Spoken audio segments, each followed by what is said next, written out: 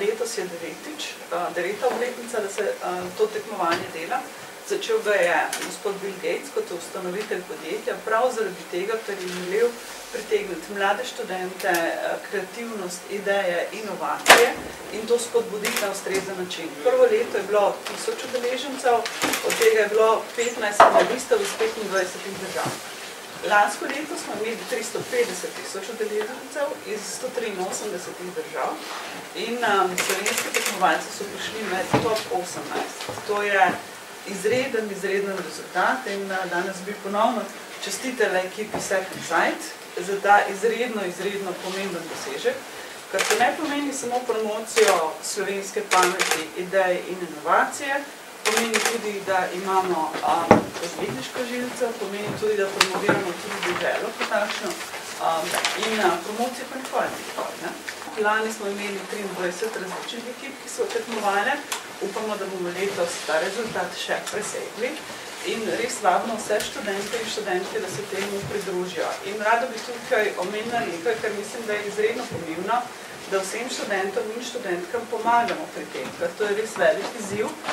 Ne samo pomagamo v strokovnem smislu, da jim damo na razpolago najmodernejšo tehnologijo, znanja, dostop do določenih razvojnih toolov, ampak tudi podjetniki iz Slovenije pomagajo tem študentom, akademiki tudi, pomagamo jim tudi z določenimi veščinami, katere mogoče nimajo še razvite, kot so kreativen način reševanja problemov in javno nastopanje, ker to bodo potrebovali zato, da so uspešni ne samo v Imagine Cupu, ampak tudi v svojem poklicnem življenju.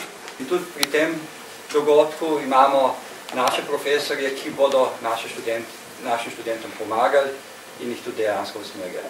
In jaz upam tudi, da potem bodo rezultati lepi, dejansko zavedati se moramo, Slovenija je zelo majhna in ko prideš na svet, ugotovi, da je svet blazno velik. In če uspeš tam dobiti lepe rezultate, potem ugotovi, da nismo tako majhni.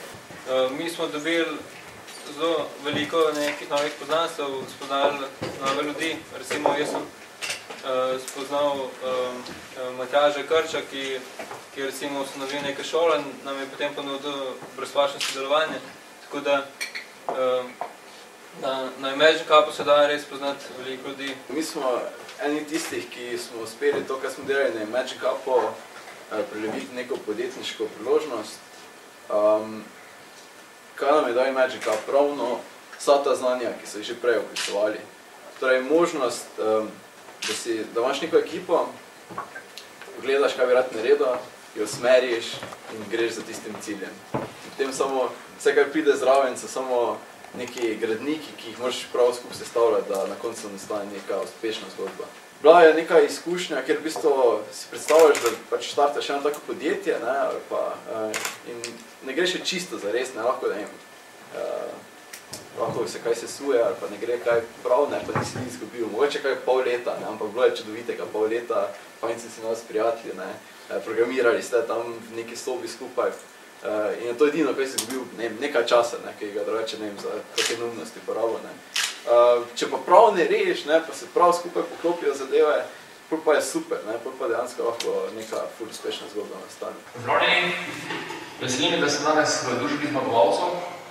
Kaj sem kot rekel gospod Lapane, vi ste se odločili, da pristopite iz povprečja, da boste prebojniki in to je tisti prvi najbolj pomemben korak, da se lahko udeležite v tisto elitno ekipo, ki bo oblikovala bodoči svet.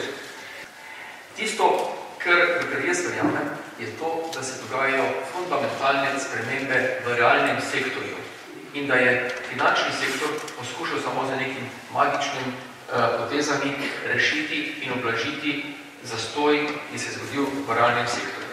Ena od stvari, ki se najbolj spremenila, je v tem, da v ekonomiji, ki je bila predvsem v industrijski dobi in pa predvsem po drugi svetovni vojni, predvsem gnana s tem, da je bilo povpraševanje večje od ponudbe, je v tem zadnjih desetletju ali dveh prišlo do fundamentalne spremembe, v kateri ponudba presega povpraševanje.